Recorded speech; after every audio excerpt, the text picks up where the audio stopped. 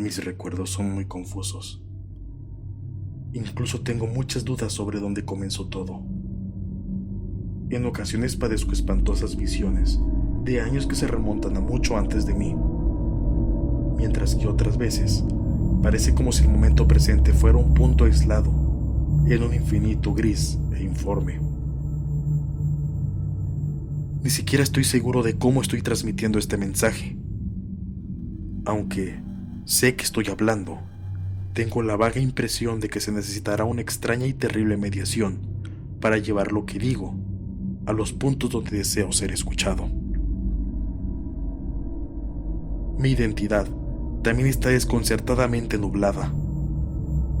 Parece que he sufrido una gran conmoción, tal vez como consecuencia monstruosa y terrible de las fases por las que ha pasado mi experiencia única e increíble.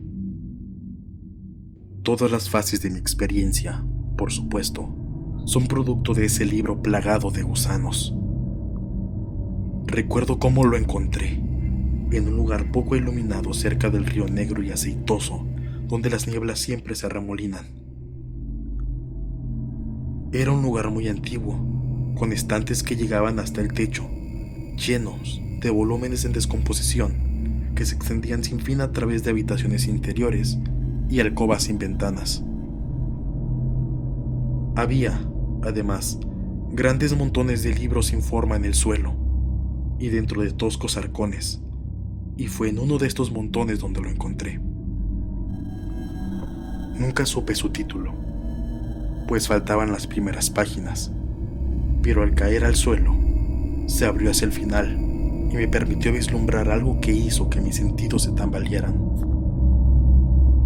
Era una fórmula, una especie de lista de cosas que decir y hacer, que reconocí como algo negro y prohibido, algo sobre lo que había leído antes, en furtivos párrafos aborrecibles, que me fascinaban y que había encontrado en extraños y antiguos volúmenes, sobre secretos guardados del universo, cuyos textos en descomposición me encantaba absorber.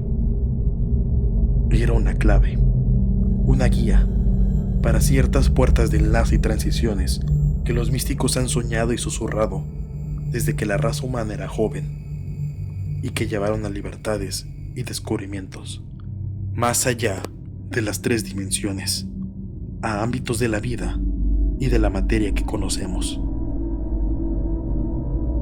Durante siglos, ningún hombre había recordado su esencia vital, ni sabía dónde encontrarla.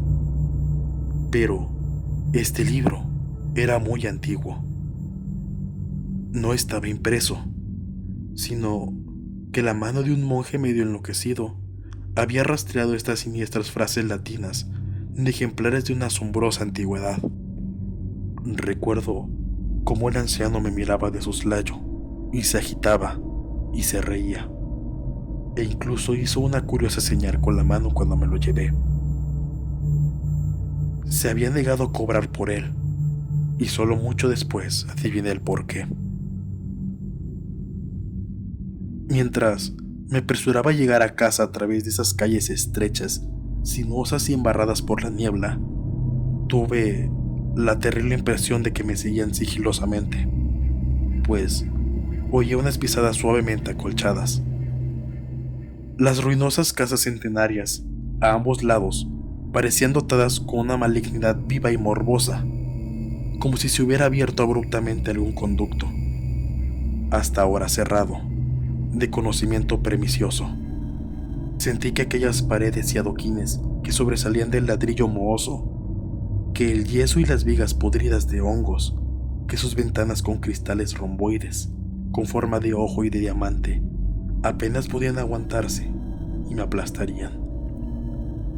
Sin embargo, solo había leído el fragmento más pequeño de esa runa blasfema, antes de cerrar el libro y llevarlo conmigo.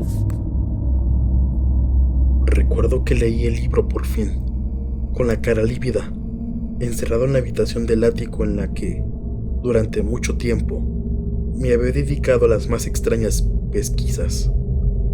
La gran casa estaba muy tranquila, pues yo no había subido hasta después de la medianoche.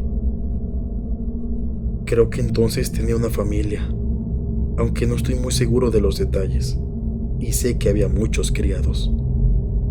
No sabría precisar justo en qué año fue, porque desde entonces he conocido muchas edades y dimensiones, y he tenido una noción del tiempo estructurado de una manera vaga. Sé que lo leí a la luz de las velas, porque recuerdo el implacable goteo de la cera, y escuché campanadas que venían de vez en cuando, desde algún lejano campanario. Parecía estar al tanto de esas campanadas, con una peculiar intención, como si temiera escuchar alguna nota remota e intrusa entre ellas. Después, vino el primer chirrido y el primer forcejeo en la ventana de la bujardilla, que estaba dispuesta hacia arriba por encima de los otros tejados de la ciudad. Llegó cuando dije en voz alta el noveno verso de esa fórmula primigenia, y supe, en medio de mis estremecimientos, lo que significaba. Porque el que pasa la puerta siempre se gana una sombra, un compañero, y nunca más puede estar solo. Lo había evocado, y el libro era, de hecho, todo lo que había sospechado. Esa noche pasé la puerta de entrada a un torbellino de tiempo y visión retorcidos, y cuando la mañana me encontró en la habitación del ático, vi en las paredes estantes y accesorios que nunca antes había visto. Desde aquello, no he vuelto a ver el mundo como lo había conocido. La escena presente siempre la percibía mezclada con un poco del pasado y un poco del futuro, y cada objeto que alguna vez me fue familiar me parecía extraño en la nueva perspectiva que trajo mi visión ampliada. A partir de entonces, caminé en un sueño fantástico de formas desconocidas y medio conocidas, y con cada nueva puerta cruzada, menos claramente podría reconocer las cosas de la estrecha esfera a la que tanto tiempo había estado atado. Lo que vi sobre mí, nadie más lo ha visto, y me quedé doblemente silencioso y distante para que no me creyeran loco. Los perros me tenían miedo, porque sentían la sombra exterior que nunca me abandonaba.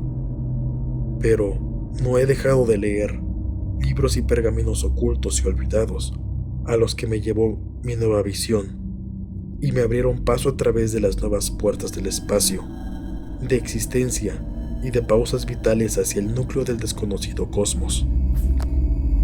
Recuerdo la noche en que tracé en el suelo los 5 círculos concéntricos de fuego y me quedé en el más interno, cantando esa monstruosa letanía que había traído el mensajero de Tartaria.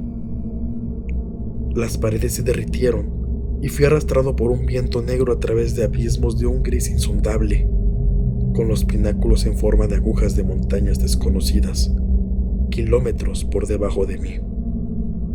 Después de un tiempo, se impuso la oscuridad total, y después, la luz de miles de estrellas formando constelaciones lejanas y extrañas. Finalmente, vi una llanura verde muy por debajo de mí y distinguí las torres retorcidas de una ciudad construida de una manera que nunca había conocido, leído o soñado. Mientras flotaba cerca de esa ciudad, vi un gran edificio cuadrado de piedra en un espacio abierto y sentí que un miedo espantoso me aferraba. Grité y luché, y después de un vacío en mi habitación del ático, tendido sobre los 5 círculos fosforescentes del suelo.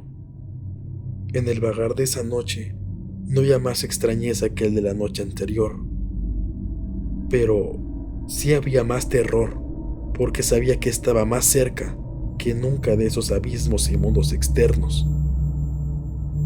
A partir de entonces, fui más cauteloso con mis encantamientos, ya que no tenía ningún deseo de ser separado de mi cuerpo y de la tierra en oquedades conocidas de donde nunca podré regresar.